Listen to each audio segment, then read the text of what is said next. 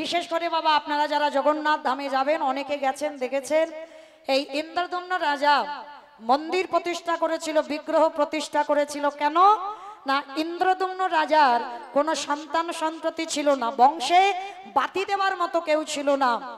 তো ভগবান দৈববাণী করে বলেছিলেন বাবা যে শোনো ইন্দ্রদম্ন, তুমি যদি জগন্নাথের মন্দির প্রতিষ্ঠা করতে পারো, জগন্নাথ দেব প্রতিষ্ঠিত করতে পারো, তাহলে অবশ্যই তোমার বংশে আমি কাউকে পাঠাবো। তাহলে ইন্দ্রদম্ন রাজা সব থেকে পূর্ণ সঞ্চয় সেখানে হয় যদি আমার ভগবানের মন্দির নির্মাণে কিছু দেওয়া যায়। তাই এখানে এত ভক্ত পদধূলা পড়েছে, সবার কাছে আমার একটা বিনীত নিবেদন, আমি হাত জোড়ো করে আমার কমিটি দাদা ভাইদের কাছে, কমিটি দাদা ভাইদের আদেশ নিয়ে আপনাদের কাছে জানাচ্ছি, যদি কারোর মনে লাগে যে এই মন্দিরটা হোক, এই মন্দির আমারও মন্দির আপনাদেরও মন্দির, তার জন্য আমার কমিটি দাদা ভাইরা আপনাদের কাছে যাবেন। আর যারা বেশি কিছু দেবেন, মানে 500, 1000, 2000, যারা এই মন্দির নির্মাণ মানে বাবা যাতা ব্যাপার নয়, যদি কেউ কিছু বেশি কিছু দিতে পারেন, আপনাদের কাছে আমার একান্ত নিবেদন, আপনারা আগেই আসেন, আপনারা আমার হাতে কিছু দিয়ে যান, যাতে এই মন্দিরটা সামনের বছর যেন আরেকটু তৈরি হয়ে যায়। কারণ আপনাদের দান না হলে এই মন্দিরটা বাবা নির্মাণ অসম্ভব। তাই সবার কাছে আমার নিবেদন, আমার দাদা ভাই বাবা ঠাকুর যারা আছেন, যদি কেউ পারেন একটু আমার হরিবাসরে এসে আমার জগন্নাথ দেবের মন্দিরের জন্য অন্তত 500, 1000, কেউ একজনও ভক্ত নেই এত ভক্তের মধ্যে যে আমার ভগবানকে ভালোবেসে ভগবানের মন্দিরের জন্য একটু আগিয়ে আসে, যে আমার ভগবত সেবার জন্য। যদি কেউ পারেন, আমি আপনাদের কাছে ভিক্ষার আঁচল পেতে দাঁড়ালাম, যদি কেউ আমার ভগবানকে ভালোবাসেন অন্তত আসেন, তার গৃহের জন্য অন্তত আমার আঁচলে একটু কিছু দান করে যান। আর যারা অল্প কিছু দেবেন তাদের জন্য আমার কমিটি দাদা ভাইরা আপনাদের কাছে যাবেন। আর যারা বেশি কিছু দেবেন একটু আমার কাছে আসবেন। এত ভক্ত আছে, কেউ তো অন্তত আগিয়ে আসেন।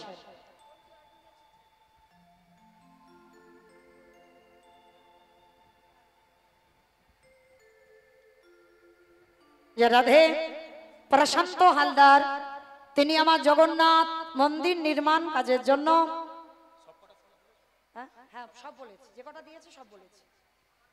মন্দির নির্মাণের জন্য 500 টাকা দিয়েছেন। আমার ভগবান থাকবে তার গৃহের জন্য। প্রেম সে সবাই বলে নিতাই গৌর প্রেমানন্দে হরি বল। আমার রাধারানীর কাছে প্রার্থনা করব, আমার রাধারানী যেন ভক্তের মনোবাসনা পূর্ণ করে দেন। তো যাই হোক, আমার কমিটি দাদাদের বলবো আপনারা যান আমার ভক্তিমতী মায়েদের বাবাদের কাছে। আচ্ছা মায়েরা, 500 টাকা তো হলো, আর আমার জগন্নাথের ইচ্ছা, আমার ইচ্ছা নয়, 1000 টাকা কেউ দেবেন না? আমার জন্য নয়, কমিটি দাদা ভাইদের জন্য নয়, আমার সেবার জন্য নয়, শুধু আমার ভগবানের মন্দির নির্মাণের জন্য।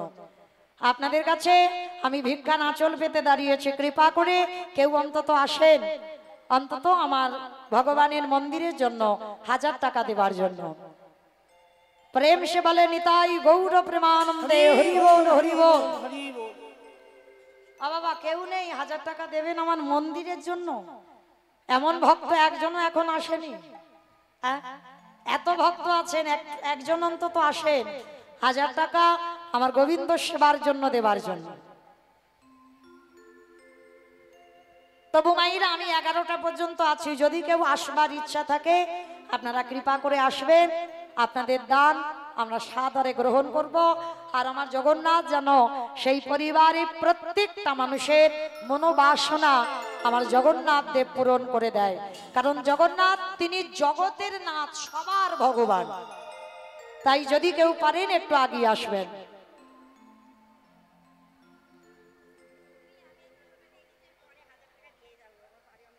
আচ্ছা বেশ, দিয়ে যাবেন। কেমন আমার এক মা, কি নাম বলেন? নাম বলা নিষেধ, আনেনি তো তাই 1000 টাকা দিতে পারছেনি, কিন্তু বলে গেলেন আমার কমিটি দাদা ভাইদের হাতে তুলে দিয়ে যাবে।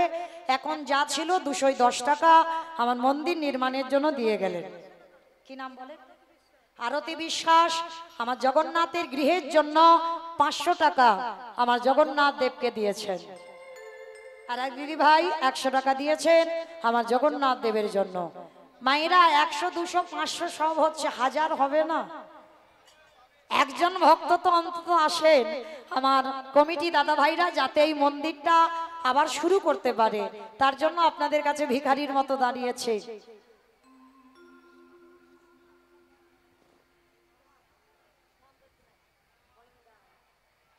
নাম বলা নিষেধ, 505 টাকা আমার মন্দির নির্মাণের জন্য দিয়েছেন আমার এক মা, নাম বলতে ইচ্ছুক নয়, তবু মাইরা সব 500 500 আসছে, 1000 আসলো না। তবু আমার প্রার্থনা, আসেন উপরে আসেন, শুধু যারা যারা দানগুলো দিচ্ছেন, আমার এই যে ছোট ছোট ভাইরা ইউটিউব করছেন, শুধু আমার ভারতে নয়, ভারতের বাইরে বাংলাদেশেও আমরা কীর্তনে যাই, তারাও শোনে, তাদের সঙ্গে আপনাদের অবশ্যই পরিচিত হবে যে আপনারা ভগবত সেবায় কতটা দিতে পারেন। আমার দাদা ভাই এসেছেন উত্তর কৃষ্ণপুর থেকে, 100 টাকা দিয়েছেন মন্দির নির্মাণের জন্য আমার জগন্নাথের সেবায়। নাম বলা নিষেধ, 500 টাকা দিয়েছেন আমার জগন্নাথের নির্মাণের জন্য।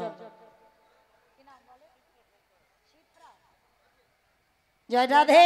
আমার জগন্নাথের মনের আশা পূর্ণ হয়েছে। শিপ্রা সরকার তিনি দিয়েছেন জগন্নাথের মন্দির নির্মাণের জন্য, 1000 টাকা দিয়েছেন আমার জগন্নাথের সেবায়। প্রেম সে বলো নিতাই গৌর প্রেমানন্দে হরি বল। তাহলে আমার ইচ্ছা নয়, জগন্নাথের ইচ্ছা পূরণ হয়ে গেল।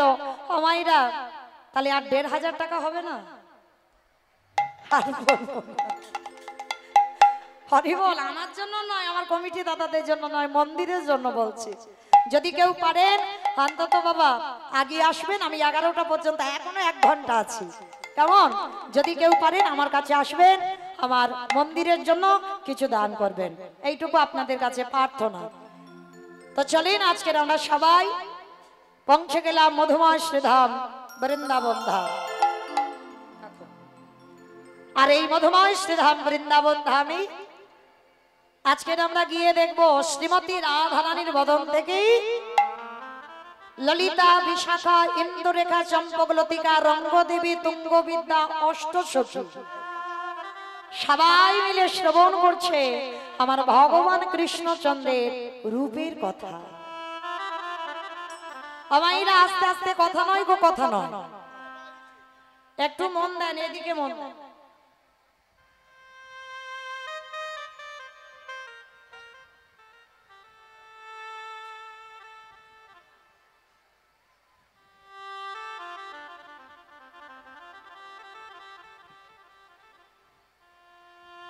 জয় রাধে।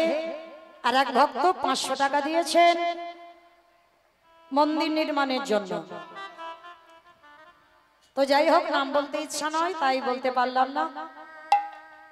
তো যাই হোক, শ্রীমতী রাধারানী বেলি অবসানকার। আস্তে আস্তে এদিকে একটু, এইদিকে মন দেন। আচ্ছা বলেন তো, বেলি অবসানকাল কাকে বলে? ভোরের বেলা। ভোরের বেলা, ভোরের বেলাকে বলে বেলি অবসানকাল। নাম বলতে ইচ্ছুক নয়, 210 টাকা আমার জগন্নাথের মন্দির নির্মাণের জন্য দিয়েছেন। বেলি অবসান কাল মানে ভোরের বেলা নয়, বিকাল বেলা, দিনের শেষ আর সন্ধ্যার শুরু। আর বেলি অবসান কালে শ্রীমতী রাধারানী যাচ্ছে বাবা যমুনার জল আনতে। মাইরা, আগেই আমি বলিনি, এইটা কিন্তু বাবা কোনো কাহিনী হবে না। এই লীলাটা বাবা একটু কঠিন লীলা। কেন? কোনো কাহিনী হয় না, এই লীলাটা বাবা বর্ণনা, মানে কোনো মিল পাবে না বাবা, এটা বর্ণনা হচ্ছে। ভগবান দেখতে কেমন, ভগবানের রূপটা কেমন, মানে বর্ণনা হবে, মানে কোনো কাহিনী হয় না। রাধে। পিন্টু এসেছে নরসিংহপুর থেকে, ও 50 টাকা একটা লজেন্স আমার জগন্নাথকে দিয়েছে। প্রেম সে বলো নিতাই গৌর প্রেমানন্দে হরি বল। আর বেলি অবসান কালে রাধারানী কাকে নিয়েছে? একটা কলসীমা। আর কাকে কলসী নিয়ে যাচ্ছে কোথায়? যমুনার জল আনতে। আর আপনারা জানেন বাবা, সকালবেলা হয়েছে রসদগার, তারপরে হয়েছে পূর্বগোষ্ঠ, তারপরে হয়েছে সূর্য পূজা, তারপরে উত্তরাগোষ্ঠ, তারপরে এখন হবে রূপ। আর এই রূপ বর্ণনা সকালবেলা গোবিন্দ আমার গোষ্ঠে গেছে, কিন্তু রাধারানীর মনটা কুগাইছে, আমার বধূ বুঝি সুখে না। আর এই চিন্তা করতে করতে রাধারানী গেল যমুনার জলান্তে।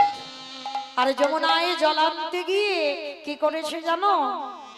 অগপূর্ণ জলে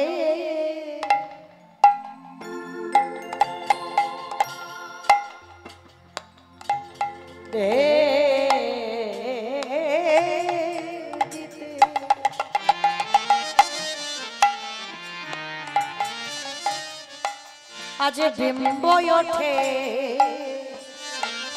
আচম্বিতে অহমদিরে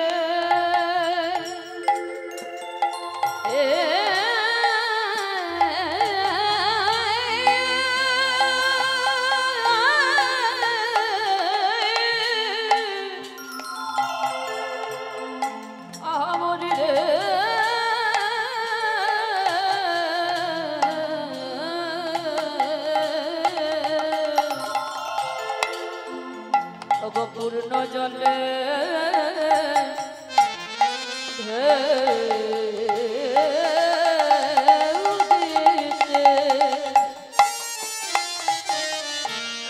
অগবিম্ব ওঠে আচম্বিতে। আবার বিম্বের মা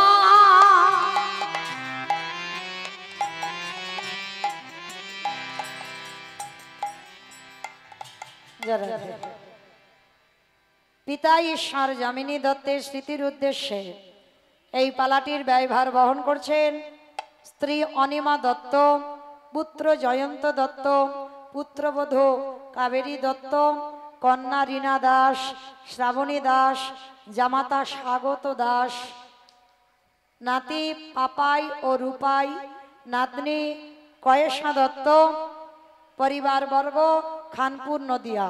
আংশিক কিছু দিয়েছেন আমার ভগবত সেবায়। প্রেম সে বল রিতাই গৌর প্রেমানন্দে হরি বল হরি বল। আজ বিম্বের মাঝারে শ্যামরায় গো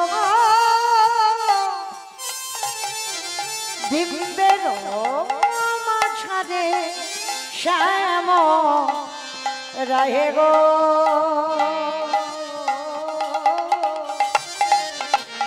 বিম্বের মা ঝারে শ্যাম রা গোবিন্দের মা মাঝারি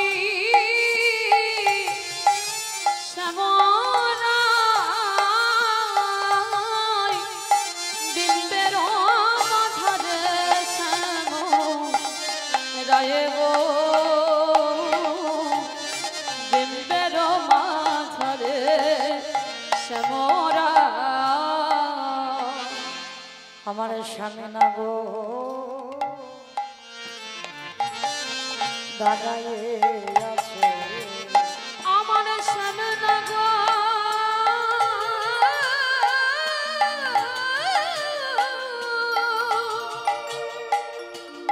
দেখো দাঁড়ায়ে আছে, ওই নয় অধরে মো রলিল আমার স্বামী না গো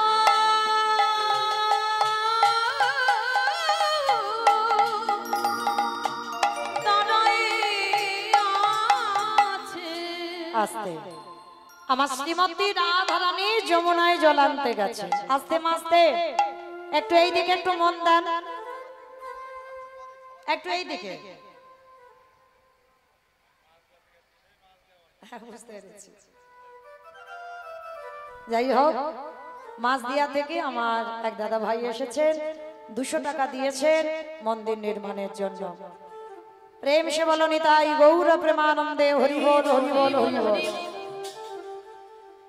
কারণ বাবা আপনারা বুঝতে পাচ্ছেন আপনাদের একটু অভিমানও হবার কথা, বারে বারে এই যে বলছি, কিন্তু এটাও ভাবতে হবে বাবা, যদি আমি একটু ভিক্ষা না করি তাহলে এই মন্দিরটা যে অসম্পূর্ণ থাকবে। তার জন্য আপনাদের কাছে একটু আমি ক্ষমা চেয়ে নিচ্ছি, বল কেউ মনে কিছু করবেন না।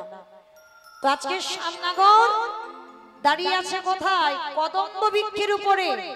আর আমার রাধারানী কত বোকা মেয়ে দেখো, এইরকম বোকা মেয়ে কোনোদিন দেখেছো? যমুনার ঘাটে কলসিটা নিয়ে যমুনার ঘাটে ঢেউ দিয়েছে। আচ্ছা মা, এই যে আগে একটু বৃষ্টিটা হলো, এই যে এত জোরে বৃষ্টি হলো, আর এই বৃষ্টির জল যখন জলে পড়ে দেখেছেন, জলে একটা গোল গোল গোল গোল মতো হয় না, তাই তো, যেটাকে বলা হচ্ছে বিম্ব।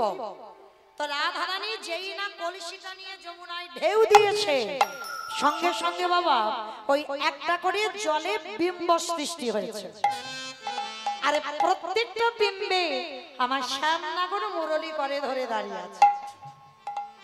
রাধারানী মনে মনে ভাবছে, ধরি ধরি মনে করি ধরিবারে নাহি পারি, ধরিবারে নাহি পারি।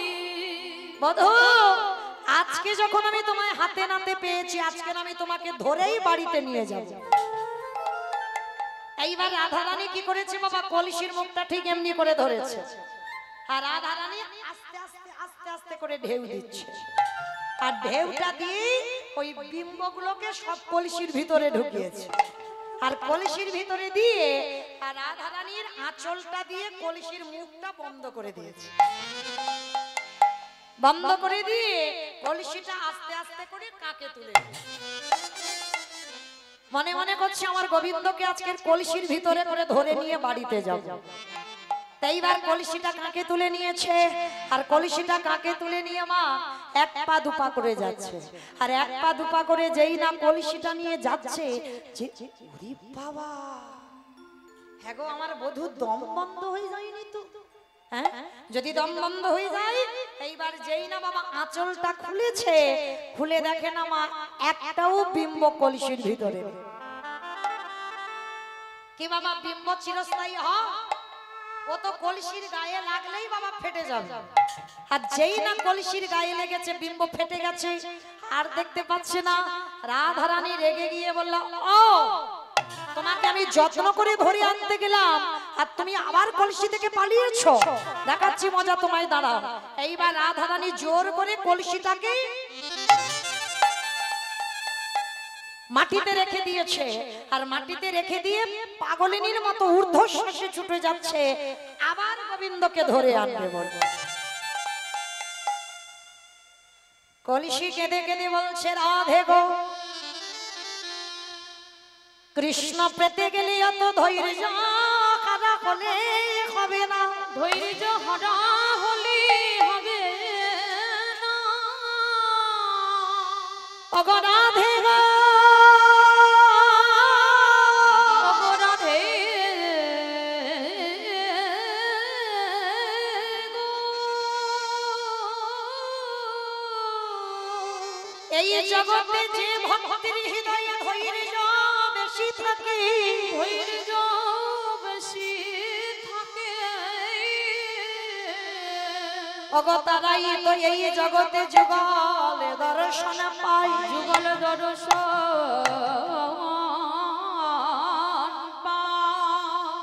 তা কলসি বলছে ধৈর্য ধরো রাধে, ধৈর্য ধরলে তুমি কৃষ্ণ পাবে। তা রাধারানী বলছে, আরে তুই তো একটা মাটির কলসি, তুই আবার এত শত বুঝলি কি করে? বলে, বুঝি গো বুঝি, আমার জীবনে কত কষ্ট আছে, আরে জীবনে কত ঘাতে প্রতিঘাতে সহ্য করে, ঘাত প্রতিঘাত সহ্য করে, আমি ধৈর্য ধরে যখন পাল মশাই আমায় বাজারে বিক্রি করতে গেল। কি বাবা আপনারা দেখেছেন তো, যারা মাটির হাঁড়ি কলসি তৈরি করে তাদেরকে কি বলে? রাজমিস্ত্রি। মাটির হাঁড়ি কলসি তৈরি করে রাজমিস্ত্রি। দেখেছো, খিচুড়ি স্কুলে যাই, পাল মশাই মানে কুমোর, তাই তো, এই কুমোরেরা করে। আর যারা যারা দেখেছেন হাঁড়ি কলসি তৈরি করতে, মাঠ থেকে মাটি কেটে আনতে হবে, আরে মাটি কেটে এনে মাটিতেই ভালো করে কাদা তৈরি করতে হবে। কাদা তৈরি করার পরে এইবার ওই একটা একটা করে চরকায় ঘোরাতে হবে। চরকারে ঘুরিয়ে যখন কলসি হয়ে যাবে, এইবার কলসিটা রোদে শুকাতে দিতে হবে। শুধু শুকালে হবে না, ওই কলসি কেটে কেটে বলে হায় ভগবান, হায় ভগবান।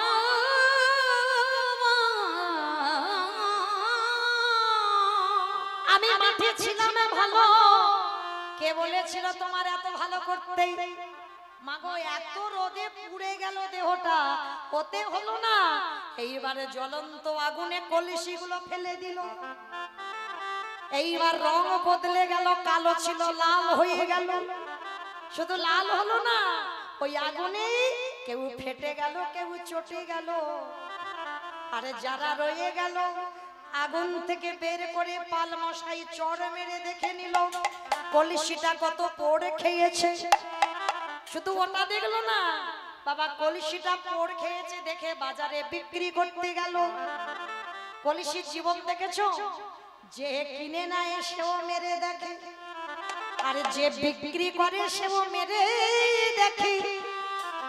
কলসি বলল রাধে গো, ওগো রাধে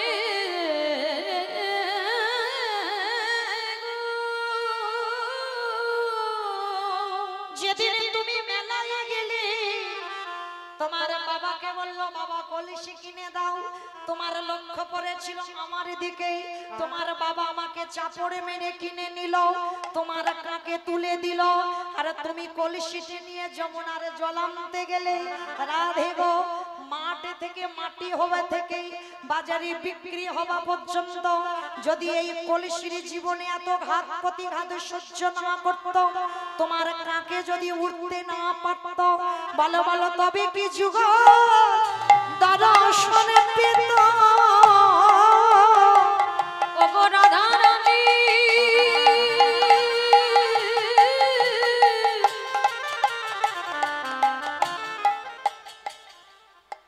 বাসুদেব হালদার হাতিশালা থেকে এসেছেন, 200 টাকা আমার মন্দির নির্মাণের জন্য দিয়েছে। প্রেম সে বলো নিতাই গৌর হরি বল হরি বল। একেবারে বলো আমারে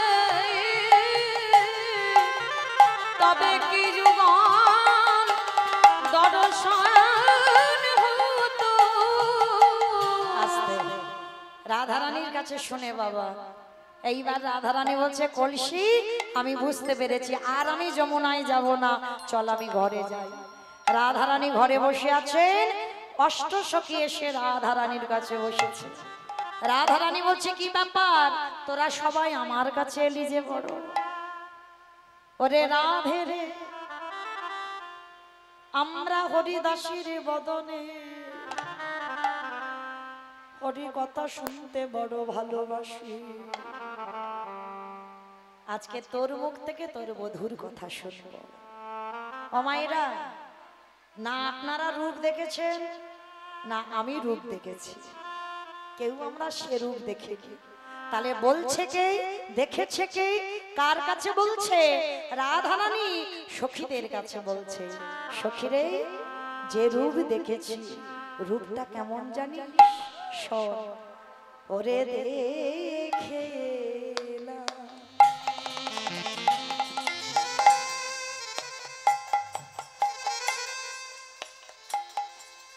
তারে গোসা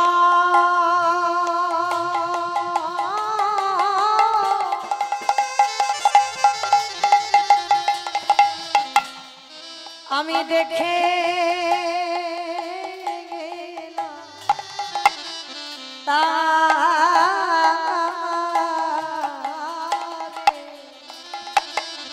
ওরে দেখে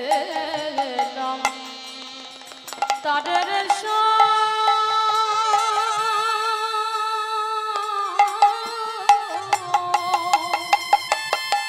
ললিতা, ওরে ললিতা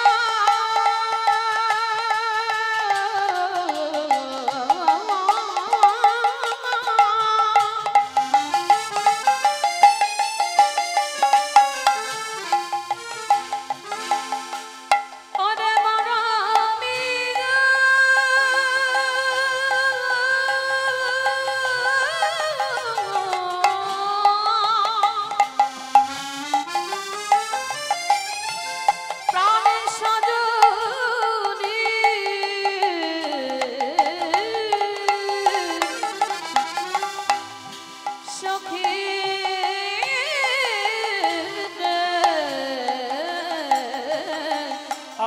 দেখতে এলাম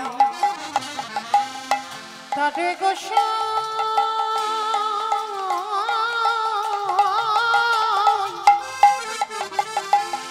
আমি দেখে গেলাম তারে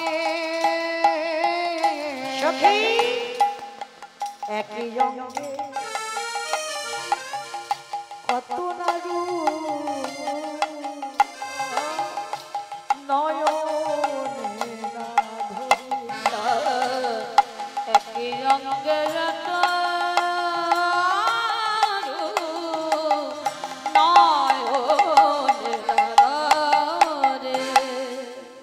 এক বদনে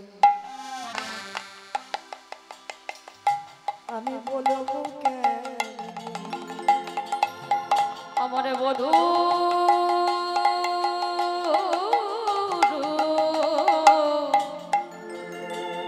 ওই রূপের কথা আমি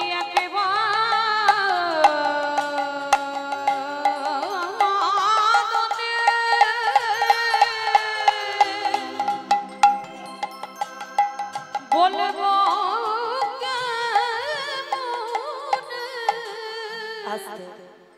ভাইরা আপনারা একটু অনুভব করেন তো, যদি সাক্ষাতে ভগবান দেখেন আর যদি আপনাকে কেউ প্রশ্ন করে সখী তুই একবার ভগবানের রূপের কথাটা বল, কি গো সেই রূপ দেখে তুমি বলতে পারবে সেই রূপের কথা? আজকে সেই লীলার দায়িত্ব পড়েছে আমার উপরে। রাধারানী বলছে সখী রে, যে রূপ আমি দেখেছি আমি এক বদনে বলতে পারবো না। আমার মাঝে মাঝে বিধাতার উপরে বড় অভিমান হয়, সেই যদি দিল আমার মিনের নয়ন দিল না কেন? মিনের নয়ন মানে মাছের চোখ। এই মাছ যারা দেখেছেন মাছের চোখে কিন্তু বাবা কোনো পল্লব নেই। যেমন আপনাদের আমাদের চোখে দেখেন একটু চোখ বন্ধ করলে বন্ধ হয়ে যায়, পাতা পড়ে যায়। রাধারানী বিধাতার কাছে আক্ষেপ করে বলছে যে বিধাতা চোখ যখন দিলে তাহলে এই পল্লবটা দিলে কেন? মিনের চোখ তো দিতে পারতে। আমার যখনই নয়নের পল্লবে পড়ে যায় আমার গোবিন্দ রূপ আমি দেখতে পাই না। আমার মনে হয় সর্বদা যদি ওই রূপ আমি দেখতে পেতাম। রাধারানী কাঁদছে। ললিতা বিশাখা বলছে সখী তাহলে আর কি দেখেছিস? বলে জানিস আর কি দেখলাম জানিস? ওগো বেঁধেছে বিনোদ চূড়া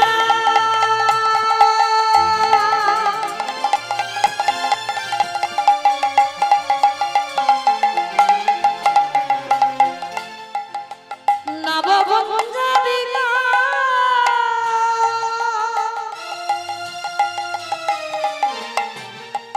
উপরি মা উড়ে রে পাখা বামে হালাইয়া বেঁধেছে বিনোদ চূড়া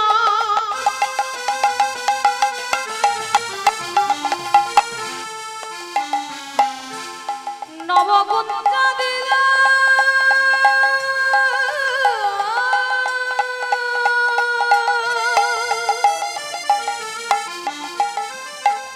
ওই উপরে ময়ূরের পাখা বামে হেলাইয়া। সখী ওই চূড়া বাম দিকে হেলে আছে বলে দেখে দেখে সখী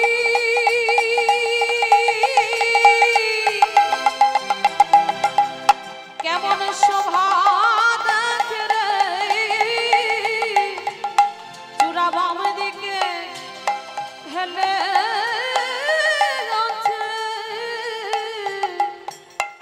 ললিতা বিশাখা বলছে রাধে তুই চূড়া দেখলি চূড়াটা বাম দিকে হেলেছে কেন ওই না রাধা চর আবার আসে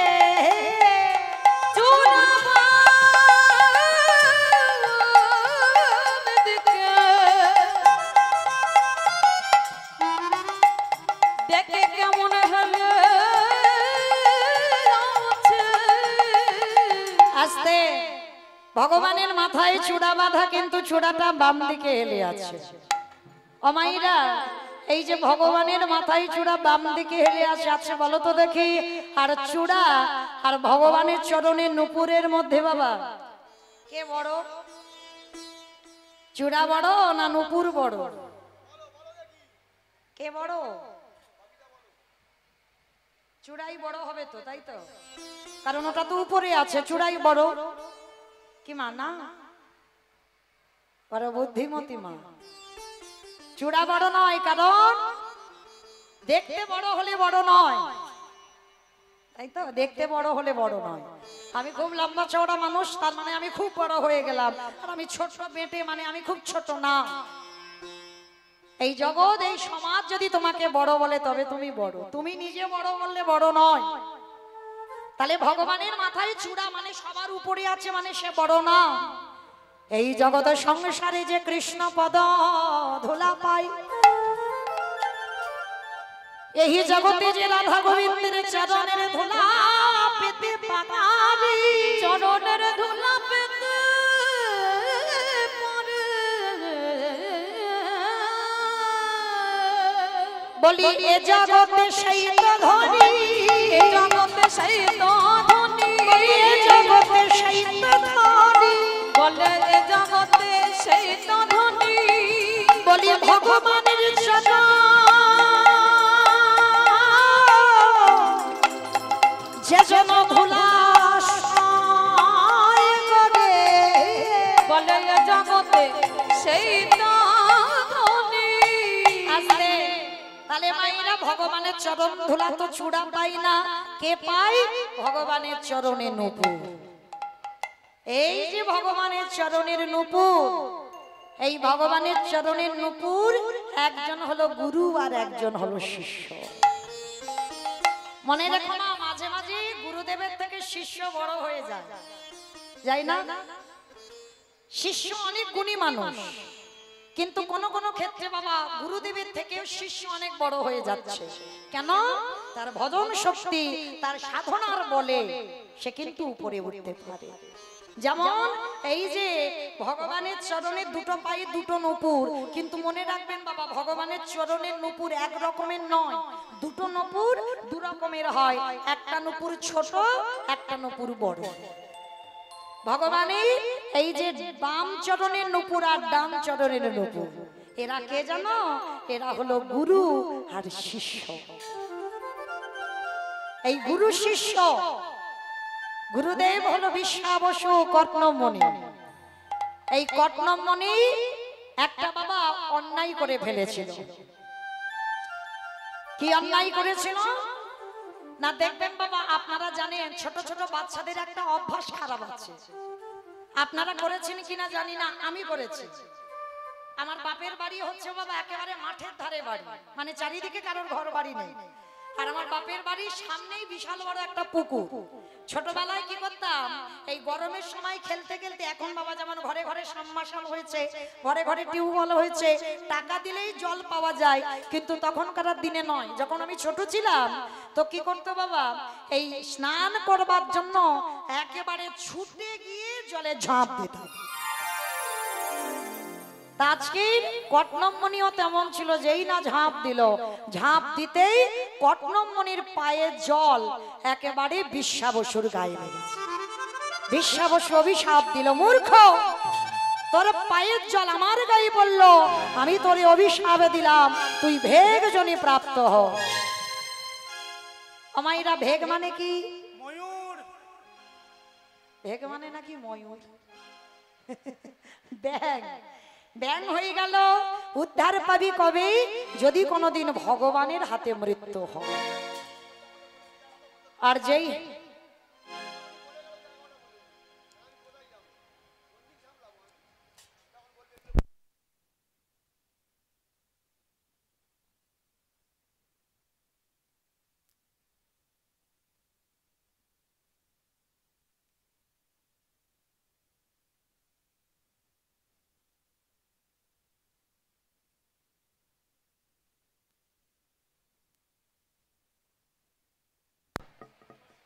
জয় রাধে। আমাকে বললেন দাদা কমিটি আধ ঘন্টা করে পিছানো হলো।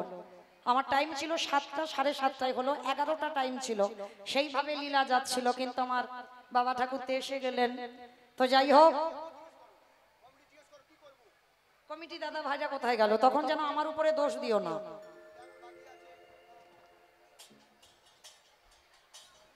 কারণ আমাকে বলা হয়েছিল আধ ঘন্টা করে পিছনা হলো, কারণ 7টা ছিল আসর, আমার 7:30টা হলো, 7:30টা থেকে 11টা, তো সেইভাবে লীলা যাচ্ছিল। যাই হোক, আমার কমিটি দাদা ভাইরা কোথায়? আমার ঘাড়ে যেন চাপিয়ে দিও না, বললে আমি এখানেই শেষ করে দেবো, আমার অসুবিধা নেই, আমার তো ভালোই হলো।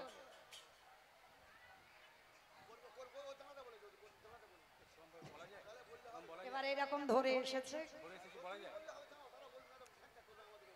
যখন আসছিল কমিটি তো দেখেছি, যখন আসছিল তো কমিটি দেখেছি।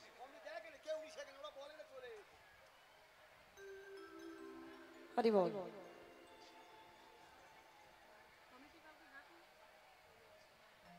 জয় রাধে। একটু কমিটি দাদা ভাইরা এখানে আসে। ঠিক আছে, আমি এক্ষুনি দিচ্ছি, একটুখানি দাদা, একটুখানি। জয় রাধে। এইবার সেই যে বিশ্বাবশ অভিশাপ দিয়েছিল, যেদিন তোর ভগবানের হাতে মৃত্যু হবে সেদিন তুই উদ্ধার পাবি। তা যেদিন আমার রামচন্দ্র বনবাস কালে আজকে সীতা হারিয়ে পাগলের মতো কাঁদছিল, আর কাঁদতে কাঁদতে রামচন্দ্রের পিঠে যে ধনুকটা ছিল ওই ধনুকটা নিয়ে মাটিতে গেঁথে দিল। আর যখন মাটিতে পুঁতে দিল বাবা, একেবারে পরতপর ওই ব্যাঙের পিঠের উপরে পড়েছে। আর লক্ষণের সঙ্গে কথা বলতে বলতে যখনই নিচের দিকে তাকিয়েছে, দেখে না রক্তের স্রোত বয়ে যাচ্ছে, চমকে উঠেছে।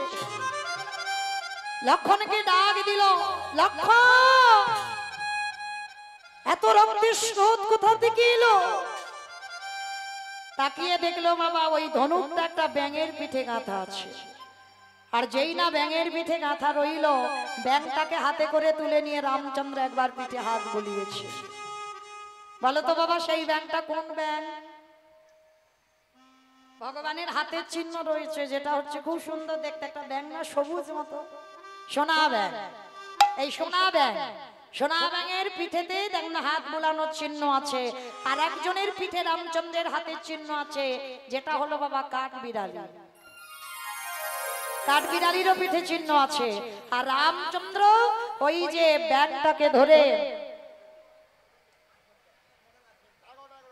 11টা, একটু বসো বাবা, কি করবো, একটু বসো, 11টা। জয় রাধে। হরে কৃষ্ণ। এইবার যেই না বাবা ব্যাংটার পিঠে হাত বুলালো, ব্যাংটাকে বলছে, হ্যারে সাপ যখন তোকে তাড়া করে তুই তো মুখ দিয়ে আওয়াজ করিস, তাহলে যেদিন আমি যখন তোর পিঠে ধনুকটা গাঁদলাম তুই আওয়াজ করলি না কেন? ব্যাঙে কেঁদে কেঁদে বললো, হে রাম দয়াময়, সাপে যখন তাড়া করে আমি তখন হারামে কারামে বলি, হরমে হরমে বলি কাঁদি, কিন্তু দয়াময় ওগো দয়া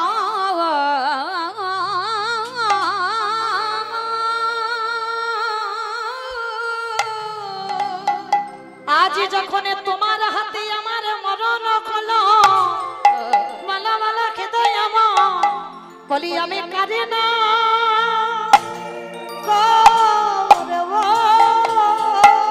আমি করি ডাকব, বলি আমি কাঁদি মা নাগিব, আমি কাঁদব ডাকব। রামচন্দ্র বলে উঠলো, ব্যাং তুই কি চাস? বলে প্রভু অন্য কিছু নয়, আজকে তুমি আমার গুরুদেবকে কৃপা করো। অসম্ভব, যে গুরুদেব তোকে ভেগ জনিতে পাঠালো আর তুই কিনা সেই গুরুদেবকে বলছিস আমি দেখা দেব? হ্যাঁ, এটা অসম্ভব। তখন করজোর করে ব্যাঙে বলে উঠলো, হে হে দয়াময়, যে গুরুদেবী আমাকে অভিশাপ দিল বলে তোমার দর্শন পেলাম, তোমার দর্শন পেলাম।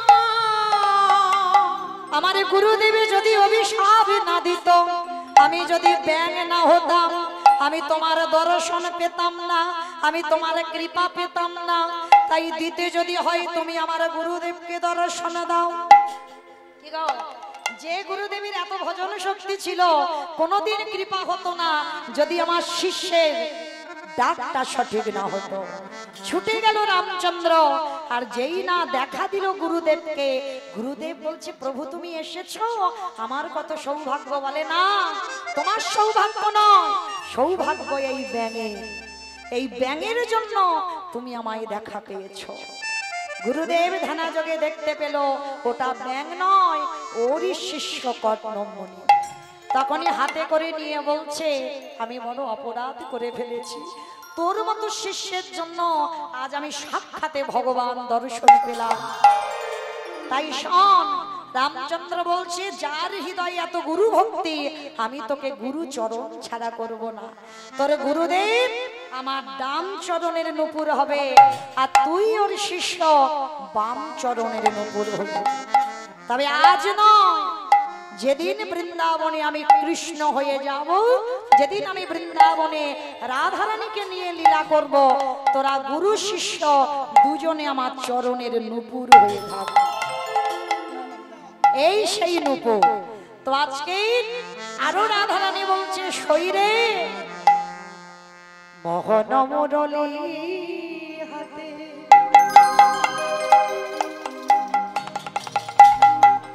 কদম্ব হিলন সাথে, মোহন মুরলী হাতে, কদম্ব হিলন সাথে, ওগো দেখিয়া মেরা রূপ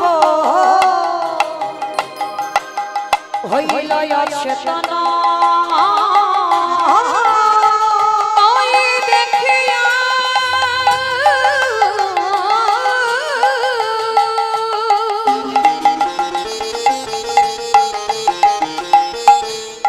দেখিয়া শ্যামের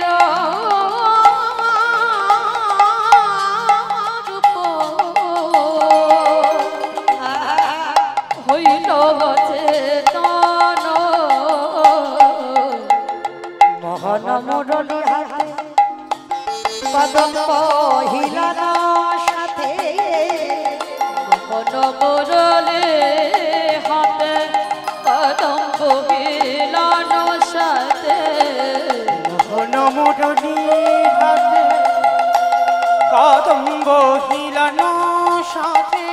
আজকে আজকের সেই যে কদম্ব তলায় যে রূপ দেখে এসেছে, সেই রূপটা বর্ণনা করছে। বলছে সখীরে শোন, আরো কি দেখেছি জানিস?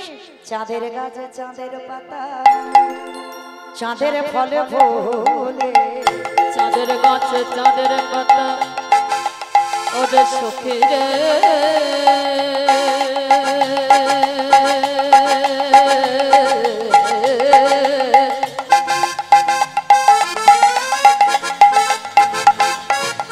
একই রূপ দেখে রইনু,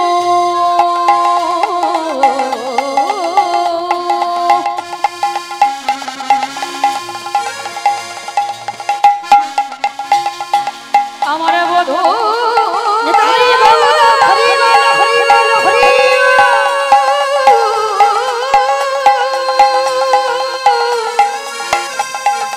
আমার বধূর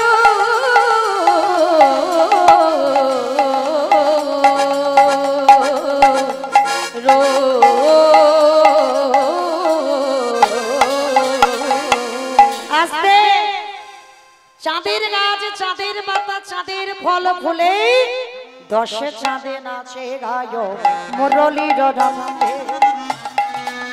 দশে চাঁদে নাচে গায়ে মুরলীর ছন্দে, আবার দশে চাঁদে নাচে গায় মুরলীর রন্ধে। দশে চাঁদে নাচে গলে মুরলীর বন্ধে, রাধে। অমিত বিশ্বাস 500 টাকা মন্দির নির্মাণের জন্য দিয়েছেন। প্রেম সে সবাই মিলে বলে নিতাই গৌর প্রেমানন্দে হরি বল। এইবার আকাশের চাঁদের বাবা অহংকার হয়েছিল, সেই অহংকার আমার ওই কৃষ্ণের রূপ দর্শন করে তার অহংকার চূর্ণ হয়ে গেল। সেই চাঁদ মাটিতে পড়ে টুকরো টুকরো হয়ে ওই 10টা নখ, হাতের 10টা নখ, পায়ের 10টা নখ হয়ে আজকে চন্দ্রদেব উদয় হয়েছে। রাধারানী বর্ণনা করছে, আর এই যে বাবা ভগবান হাতে মুরলিটা ধরে বাজাচ্ছে। তবে মনে রাখবেন, এই যে ভগবানের হাতের মুরলি, ভগবান সবসময় কিন্তু মুরলি বাজায়নি। গোষ্ঠের সময় আমার আগে যে লীলাটা হলো ওটার সময় বেনু বেজেছিল। রাসমণ্ডলীতে বাজবে কি বংশীধ্বনি, তাই না? আর এখন বাজছে কি মুরলি। এই যে বাবা ভগবানের সব সময় একটা জিনিস বাজেনি, বেজেছিল কোন সময় বংশী, কোন সময় বেনু, কোন সময় মুরলি। তাহলে মুরলিটা কিভাবে এলো, বংশীটা কিভাবে এলো, বেনুটা কিভাবে এলো? এই যে মুরলি, মুরলির জন্ম কিভাবে জানো? ব্রহ্মা নিষ্কাম যজ্ঞ করেছিল, আর এই নিষ্কাম যজ্ঞে বাবা 25 পর্ব বাঁশ উঠেছিল। 25 পর্ব বাঁশ, পর্ব মানে বোঝো তো? হ্যাঁ, এই যে আখ দেখেছো, আখের যেমন গাঁট হয়, ওই রকম 25 বার একটা 25 পর্ব বাঁশ উঠেছিল যজ্ঞ থেকে। আর ওই যজ্ঞ থেকে 25 পর্ব বাঁশ ভাগাভাগি করে দেওয়া হলো। কিরকম? 9 পর্ব দেওয়া হয়েছিল বিষ্ণুর হাতে ধনুক, 7 পর্ব দেওয়া হয়েছিল রামচন্দ্রের হাতে ধনুক, 5 পর্ব দেওয়া হয়েছিল শিব ঠাকুরের হাতে ধনুক, আর 3 পর্ব দেওয়া হয়েছিল তৃতীয় পাণ্ডব অর্জুনের গান্ডীব্য ধনুক। তাহলে বাবা কত হলো? 9, 7, 5, 3 26 26।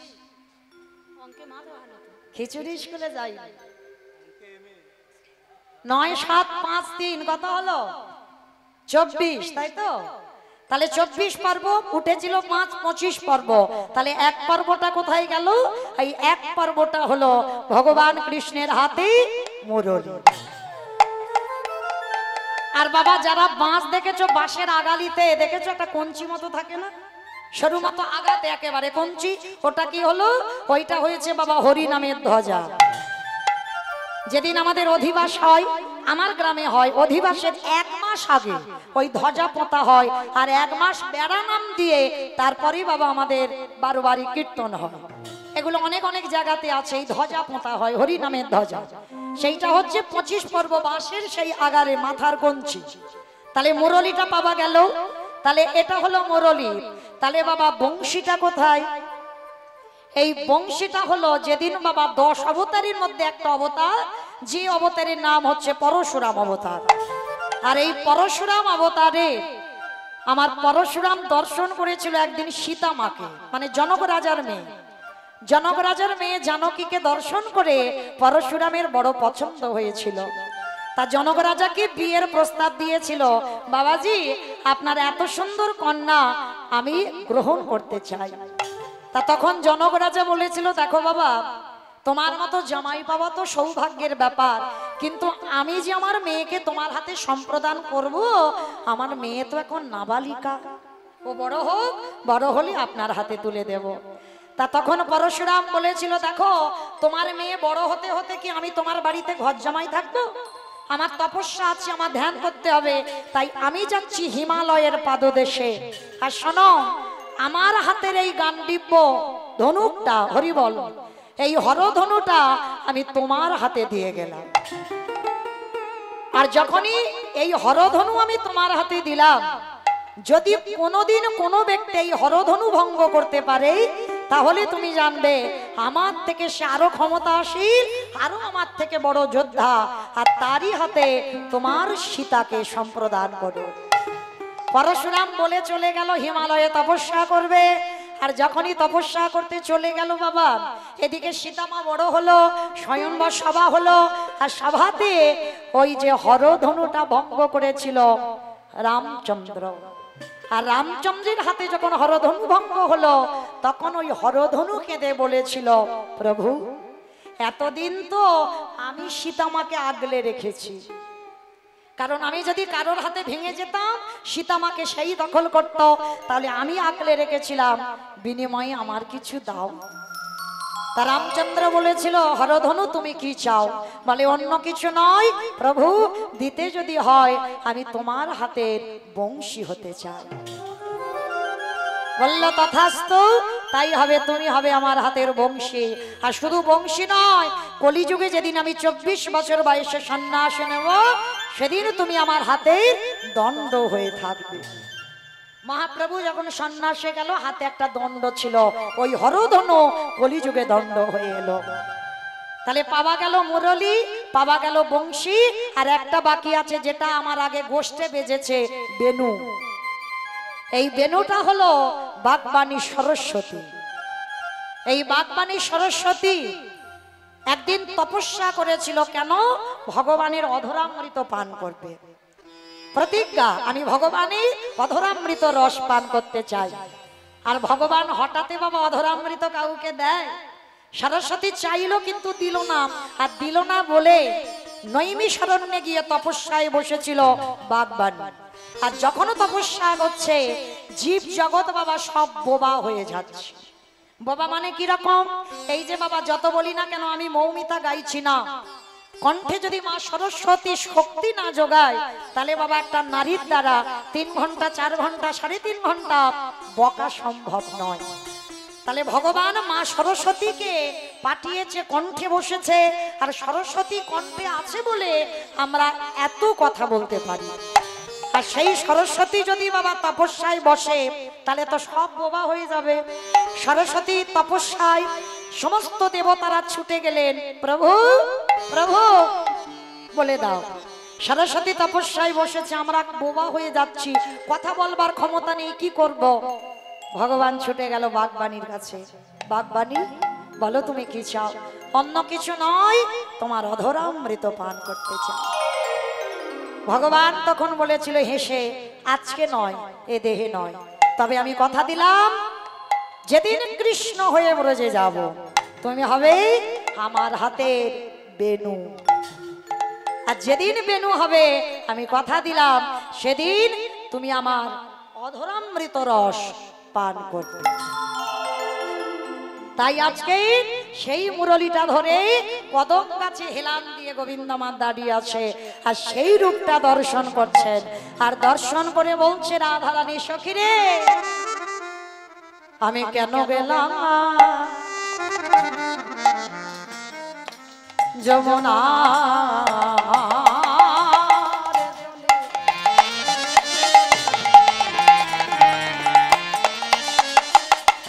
আবার নন্দের দুলা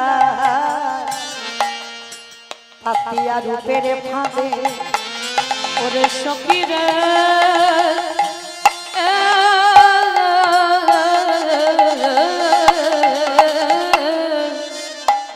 আমি কেন গেলাম যমুনা,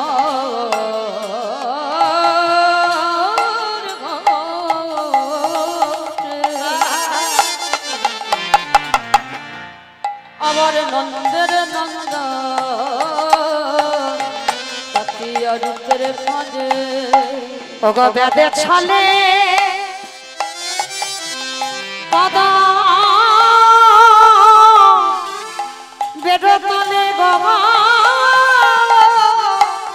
বেদে ছলে পদম বেদ তলে গো,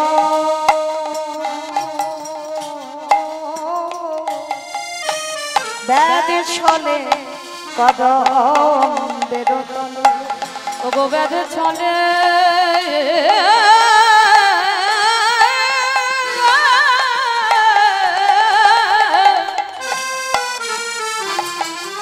ওগো বেদে ছলে কদম বেদ তলে গো, ওগো বেদে ছলে কদম বেদ তলে, ওগো দিয়া হাস্য সুধা,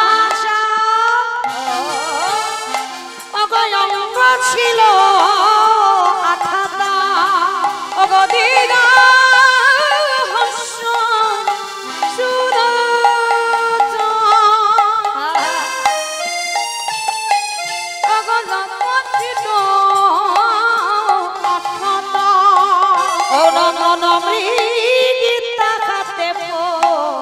করিল গো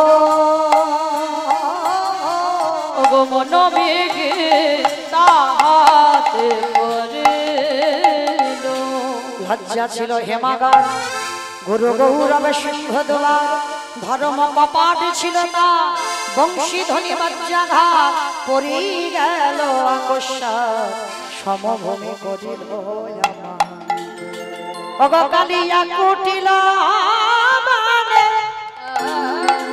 অগ কুলশীল ধরে নামে অবকালিরা কুটিল মনে আকুলশীল ধরি টানে অগ ভানাই জগদানন্দ গায়ে গো ভগবানে জগদানন্দ এইবার কি করেছিস শ্রীমতী রাধারানী সখীদের কাছে বর্ণনা করছে সখী রে আমি যে রূপটা দেখেছি ওই রূপটা কেমন জানিস শোন ওরে কানো সে বিনোদরা কানো সে বিনোদরা আমার কানু সে বিনোদ রায় কানু সে বিনোদ রায় বিনোদ চিকুরে বিনোদ বরিহা বিনোদ চিকুরে বিনোদ বিনোদ চিকুরে বিনোদ বরিহা বিনোদ চিকুরে বিনোদ বরিহা উড়িষে বিনোদ রায় গো কানু সে বিনোদ রায় কানু সে বিনোদ রায় বিনোদ বিনোদ মালা বিনোদ বিনোদ দোলে আমার বিনোদ গলাতে বিনোদ মাল বিনোদ বিনোদ দোলে আবার বিনোদ অধরে বিনোদ মরলি ওই বিনোদ ধরে বিনোদ মুরলি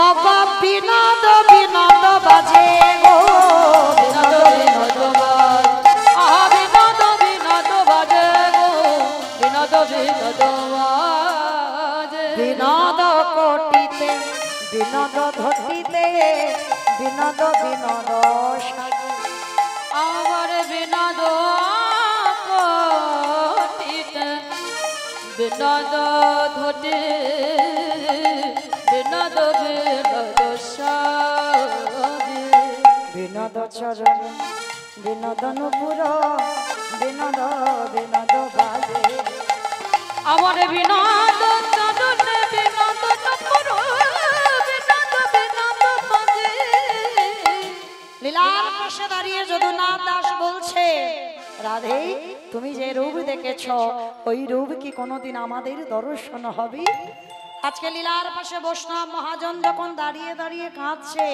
রাধারানী সখীদের কাছে বলছে ললিতা আমার কি দুর্দশা হলো দেখ ওরে অল্প বয়স মন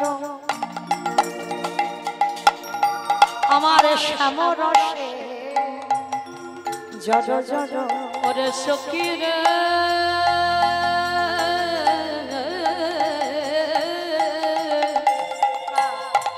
অল্প বয়সে মোর সখী শ্যামরসে জড় জড় ওরে না জানি কি হবে পরিণামে বাবা সখী না জানি কি হবে পরিণামে না জানি কি হবে পরিণামে এই, আমি ভাবতে পারিনি ওই রূপে নয়ন দিয়ে আমার এই দুর্দশা হবে আমি যদি জানতাম আমি ওই রূপে কোনোদিন নয়ন দিতাম না তা ললিতা বিশাখা বলছে সখীরে সদাই যখন ওই রূপ তোর চোখে ভাসছে তুই একটা কাজ কর কি কাজ তুই বঞ্চর চোখ বন্ধ করে একটু বসে থাক, তাহলে চোখ বন্ধ করলে সেই রূপ দেখতে পাবি না। বলে ললিতা তুই বলছিস কি, আমি ও করেও দেখেছি। শোন, যদি নয়ন মুদে থাকি অন্তরে গোবিন্দ, ওগো যদি নয়ন মুদে থাকি অন্তরে গোবিন্দ দেখি। আস্তে অমাইরা, আমার যাওয়ার বাঁশি বেজে গেছে, এক্ষুনি আপনাদের চরণ থেকে চলে যাব। তো যাবার আগে একটু প্রেম সে উলুধ্বনি দাও তো দেখি। যদি নয়ন মুদে থাকি অন্তরে গোবিন্দ দেখি, যদি নয়ন মুদে থাকি অন্তরে গোবিন্দ দেখি। যদি নয়ন মুদে থাকি অন্তরে গোবিন্দ দেখি। এই চোখ বন্ধ করলে দেখতে পাস, তাহলে একটা কাজ কর, তুই তাকিয়ে বসে থাক, মানে চোখ দুটো খুলে বসে থাকবি। বলে সখীরে তাও করে দেখেছি, নয়ন মেলিয়া দেখি নয়ন মেলিয়া দেখি সারে, নয়ন মেলিয়া দেখি শ্যামে, নয়ন মেলিয়া দেখি সারে। ওমা চোখ বন্ধ করলে দেখতে পাই, চোখ তাকালে দেখতে পাই, তাহলে কি করবি? তাহলে বসে থাকতে হবে না, চলাফেরা কর। বলে সখীরে তাও করে দেখেছি, যদি চলি যাই পথে সামনে যাই মোর পাছে পাছে, যদি চলে যাই পথে শ্যামা যায় মোর পাছে পাছে। যদি চলে যায় পথে শ্যামে যায় মোর পাছে পাছে। ওমা হাঁটা চলা করলে তবু তোর সঙ্গে যায়। বলে হ্যাঁ, ওই জন্য তো তোকে বলছি, শুধু যাই না, কি করে জানিস? আমার পরশ পাওয়ার জন্য চরণে চরণ ঠেকাইয়া, চরণ চরণ ঠাকাইয়া, চরণে চরণ ঠাকাইয়া। সখীরে আমি চিন্তা ভাবনা করেছি, এই সব আমার আর ভাল লাগে না। আমি সিদ্ধান্ত নিয়েছি কি করবো জানিস? ওরে যোগিনী হইয়া যাব, ওরে সখী রে, হৃদয় বন্ধ হইব।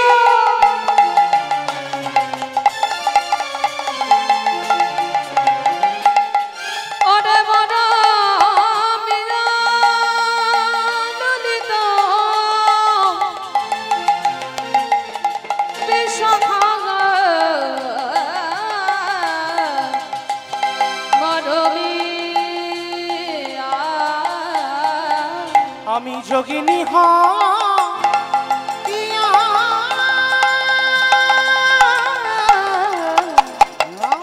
যাব, শ্রবণে ডাল দিব। আবার এছাড়া গৃহপতি হরিব, আমার ছাড়ো এ ছাড়ো রে অপরি হরি। আমি এই সংসারে থাকব না রে, আমি এই সংসারে থাকবো না রে। ওরে যোগিনী হয়ে চলে যাব, আমি এই সংসারে থাকবো না রে। সদাই কৃষ্ণ কৃষ্ণ কৃষ্ণ বলব, আমি এই সংসারে থাকবো না রে। সদাই কৃষ্ণ বলে বসে থাকব, ওই যোগিনী হয়ে চলে যাব।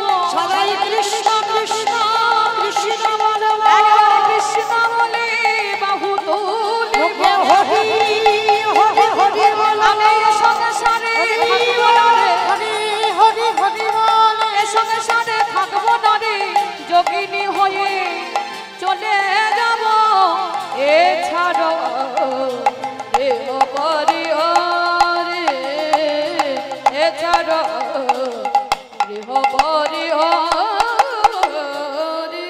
আস্তে আজকে এই সখীদের কাছে বর্ণনা করছেন, যেহেতু বাবা আমার পরে বাবা ঠাকুর আসছেন, আক্ষেপ বর্ণনা করবেন, তাহলে আমাদের অভিসারে তো যাওয়াই হবে না।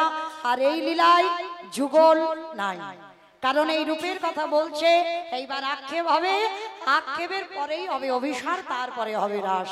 তাই আজকের সখীদের কাছে বর্ণনা করছেন, আর ওই বর্ণনা করতে করতেই আজকের রাধারানী সখীদের বলছে, সখী আমি ওই গোবিন্দকে ভালোবেসে আজকের আমার এই দুর্দশা হলো। যাই হোক, আজকের আমরা পরবর্তী আমার ভাইয়েরা দাদারা অনেকক্ষণ দাঁড়িয়ে রয়েছে, আমি তার জন্য ক্ষমা প্রার্থনা চাইছি। হরিবল। আজকের এইখানে আমাদের লীলা বিশ্রামে রইল। আজকের সবার চরণ থেকে বিদায় নিলাম। ভালো থাকবেন, সুস্থ থাকবেন। আবার যদি প্রভুর ইচ্ছায় কোনোদিন আপনাদের সঙ্গে দর্শন হয়, তাই গৌর প্রেমানন্দে হরি বল, হরি বল।